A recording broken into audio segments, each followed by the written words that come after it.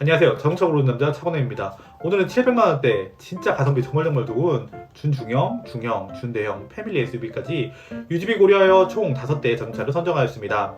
우선으로 안드로이드 오토와 애플 카플레이를 사용할 수 있는 메이튼 오토 프로를 구독자 대상으로 공구를 진행하고 있습니다. 공구가는 애플 버전과 안드로이드 버전 동일하게 68,000원이고 무료 배송입니다.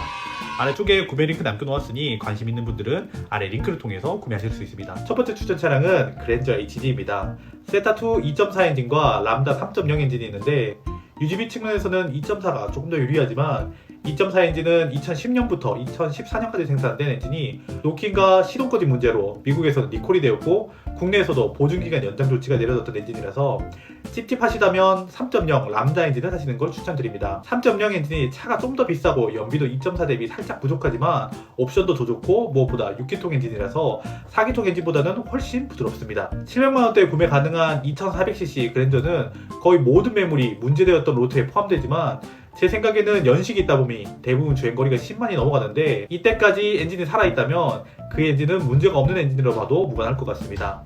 그래도 찝찝하시다면 돈 주고 검수업체에 맡기는 것도 나쁘지 않은 방법이라 생각합니다. 그랜저의 모든 엔진은 6단 자동 변속기가 매치되는데 변속기 이슈는 딱히 없습니다. 그랜저 HD는 매우 인기가 높았던 모델이어서 중고차 매물이 많아 선택의 폭이 정말 넓습니다. 11년에서 13년씩 사이면은 괜찮은 매물을 700만원대에 찾을 수 있습니다. 그랜저 HG는 총 3번의 마이너 변경을 했었는데요.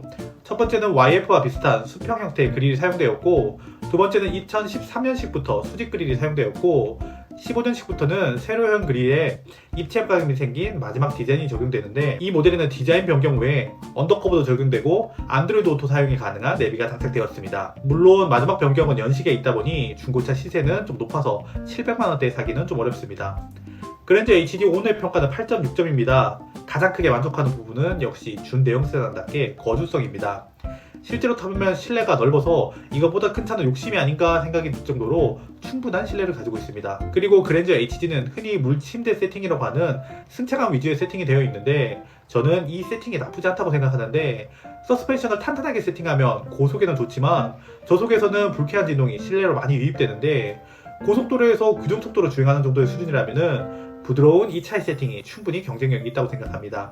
HD는 현대 2세대 플랫폼이 사용되었고 하부에 알루미늄 부품들이 많이 사용되어 소나타 확연한 급차이를 보여주고 있습니다. 6년 연속 중고차 판매 1위 그랜저 HG가 첫 번째 추천 차량입니다. 두 번째 추천 차량은 i40입니다. 그랜저는 아무래도 준대형차로 크기와 유지비가 부담스럽다면 i40를 추천드립니다. 이 차는 정말 비운의 차인데 차의 성능이 좋아서 현대에서 실수로 잘 만든 차라는 별명도 있습니다. 하지만 i40는 출시 가격이 너무 높았고 아반떼와 착각할 정도로 비싼 외모를 갖고 있고 소나타보다 비쌈에도 불구하고 크기는 작아서 판매가 극도로 부진했습니다.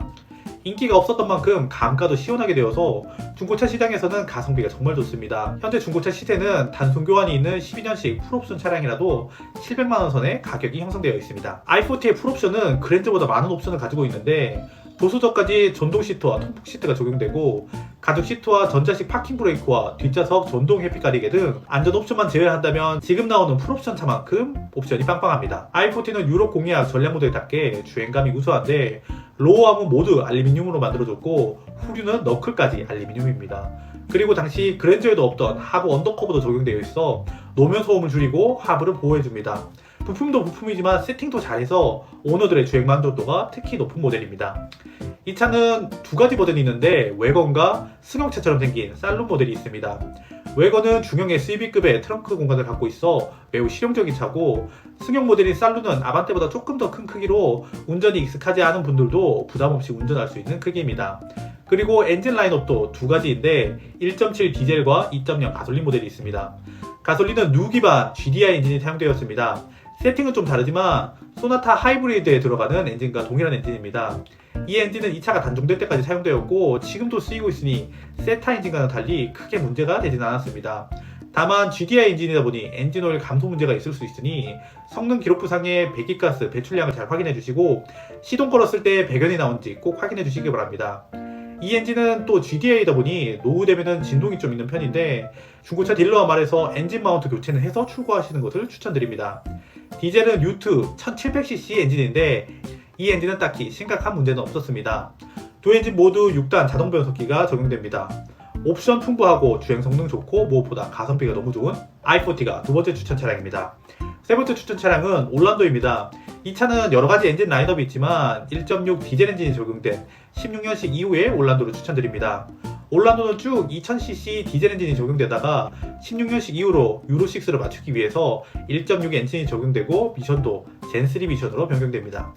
2000cc 디젤 엔진에는 젠2 미션이 들어가는데 이 차를 정말 만족하는 오너들도 미션 고장으로 차를 처분하는 경우가 많아 힘은 좀 부족해도 내구성이 젠2보다 우수한 젠3가 적용된 올란도를 추천드립니다. 1.6 엔진은 오펠이 공급하는 엔진으로 134마력 32.6kgm의 토크를 가지고 있고 공인 연비는 13.5이나 고속주행 시 더 잘 나온다는 평가가 많습니다. 엔진과 미션은 이코녹스에 적용된 구성과 동일한 조합이 적용되었습니다. 이 차는 가족들과 캠핑, 레저 등 아웃도어 활동을 하시는 분들에게 이것보다 가성비 뛰어난 차가 있을까? 라는 생각이 들 정도로 가격 대비 성능이 정말 좋습니다. 올란도는 딱 봐도 실용적이게 생겼는데 1세대 소울을 생각나게 하는 네모 각진 디자인에 3열까지 시트가 있어 최대 7명이 탈 수 있습니다.